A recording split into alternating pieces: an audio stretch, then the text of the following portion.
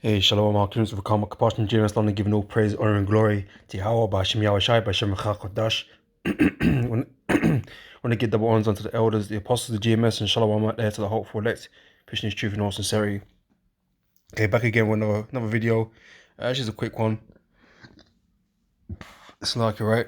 Got this article here from The Guardian, right? And it speaks about this doomsday clock because they unveil it every year, supposedly, right? And it just goes to show that Esau knows he hasn't got much time left. Right? It stayed at 100 seconds to midnight. Okay, for the third year in a row, it says here. Right? So there's not much time in this kingdom that Esau is running. It's on a limited time scale. Right? But the situations and the scenarios that are going on right now, man, doesn't bode well. And this is why, it hasn't moved, so I guess that's some sort of good news for Esau, maybe. But it definitely ain't getting better, and really things are getting worse, and things are not getting better. Okay, that's not the trajectory that this place is on, right? And everybody knows this, right? Esau knows this, the people know this. Things are not better. Things are not better than what they used to be, But anyways, this is stuck in perilous in perilous moment. Doomsday clock holds at 100 seconds to midnight, right? Because midnight represents that destruction. When the Lord cometh as a thief in the night, right? When that point comes, right, it's over for Esau. It's finished, right? And he's trying to gauge it, and say he's got these different scientists trying to gauge it, looking at the things that are going on, and these kind of like indicators, in a way, because a lot of things going on in the earth, man, and I'm pretty sure, this really kind of goes into like World War III kind of thing. Like that clock ain't gonna hit midnight until World War III is there in people's faces. That's when they'll eventually probably get to midnight. But there's things on the way to there. That we keep talking about, all these prophecies that are unfolding. Okay, the MOTB. Okay, the massive unrest of the population. That's just gonna get worse. More deaths, more pestilences.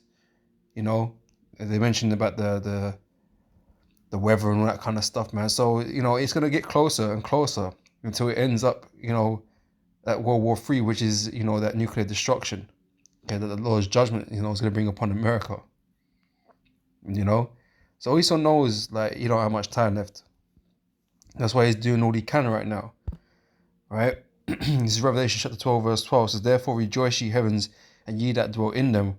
Woe to the inhabitants of the earth and of the sea, for the devil is come down unto you, having great wrath, because he knoweth that he have but a short time." All right? So Esau knows, man.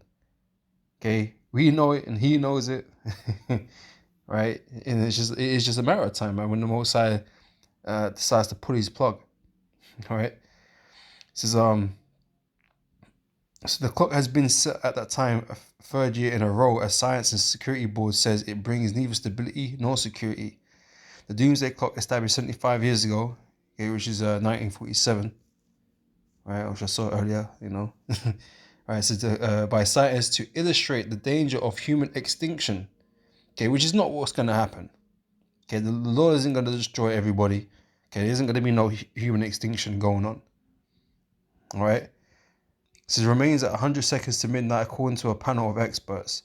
It is the third year in a row that the clock has been set at that time, which is closer to midnight than at any period during the Cold War, which was the whole threat of nuclear war, nuclear fallout. That's what they were worried about, right? Including the Cuban Missile Crisis, right? So it's closer now than it was then, during everything that's happening. So the Bulletin of Atomic Scientists, which curates the annual unveiling of the clock's hands, said the decision to leave them unchanged reflects that a few positive developments over the course of the past year have been counterbalanced by a continued drift towards the proliferation of nuclear weapons, the climate emergency, and the rise of biological threats. Right, and this is going to be more of that, right? The doomsday clock is holding steady at 100 seconds to midnight, but steady is not good news, right? Says Sharon Squassoni, right? George Washington University professor, blah, blah, blah, blah, blah, which decides the clock's movements each year. In fact, it reflects the judgment of the board that we are stuck in a perilous moment, one that brings neither stability or security.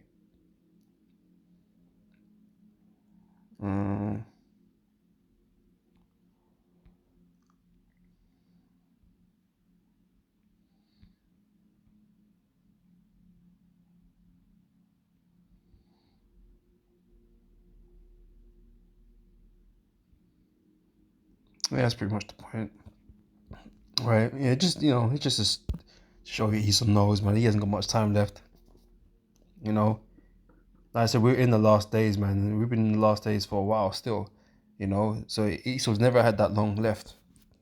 Scripture say he will continue a short season, right? And that season's almost at its end, right? In 2 Ezra chapter 9 verse 1 says, he answered me then and said, measure thou the time diligently in itself, and when thou seest part of the signs past, which I have told thee before, then shalt thou understand that it is the very same time wherein the highest will begin to visit the world which he made.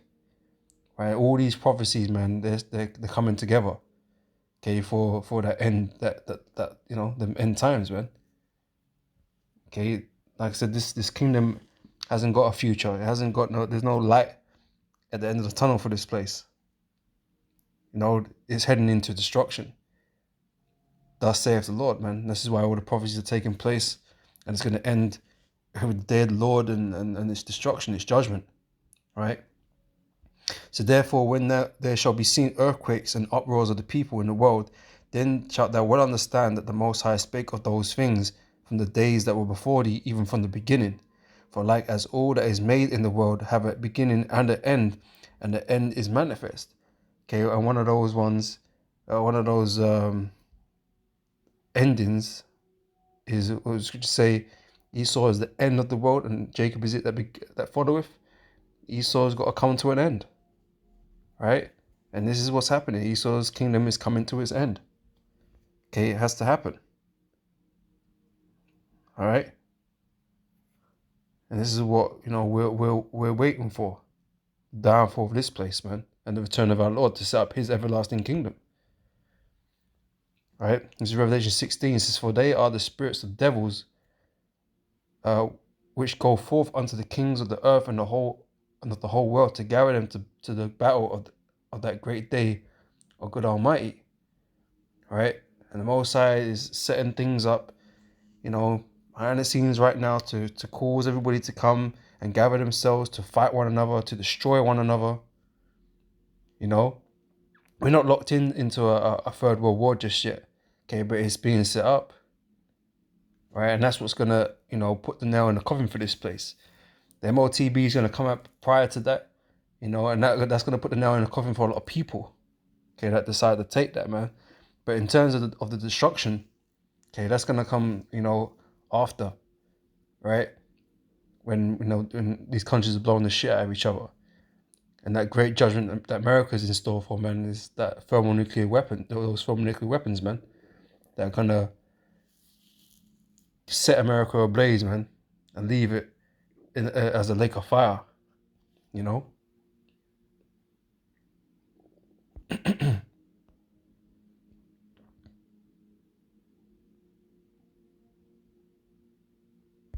This is Zephaniah chapter 1, verse 14. It says, the great day of the Lord is near, it is near, and hasteth greatly. Okay, like I said, he had 100 seconds left. Right? The Lord hastening this time quickly, man.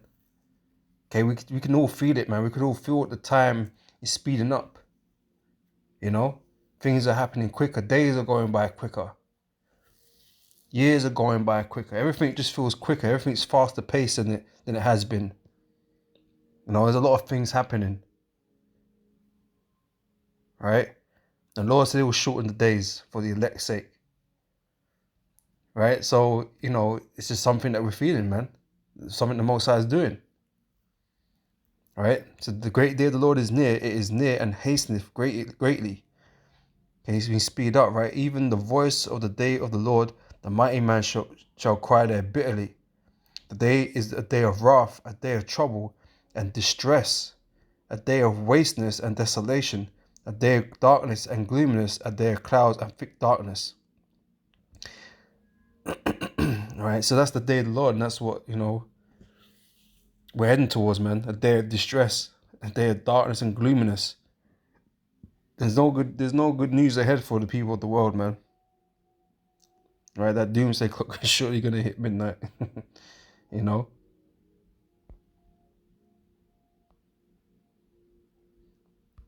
This Habakkuk chapter 2 verse 3 says, "For the vision is yet for an appointed time, but at the end it shall speak and not lie." All right, so like I said, it's just a matter of time. Okay, all these things that we were speaking about are gonna come to pass, man. You know, we just have to wait and see how long that all takes to play out, man. Okay, Lord willing, we're gonna see a lot of things happen and a lot of things change this year. You know, the introduction of the MLTB into the world, Lord willing, man. That's what we want, man. That's what we want to see, right? Because then we know we're just an extra bit closer to the return of the Lord. Right? These nations going at each other's throats, civil unrest growing and becoming uncontrollable. Esau had to crank up the violence, to squash them. All these things we're waiting for, man. Okay, it's just a matter of time. That's the direction this world is going in. It says, "For the vision is yet for an appointed time, but at the end it shall speak and not lie. Though it tarry, wait for it, because it will surely come, it will not tarry." All right. So with that, I hope this was edifying, and I'll catch you brothers and sisters on the next video, man. So till then, I say shalom.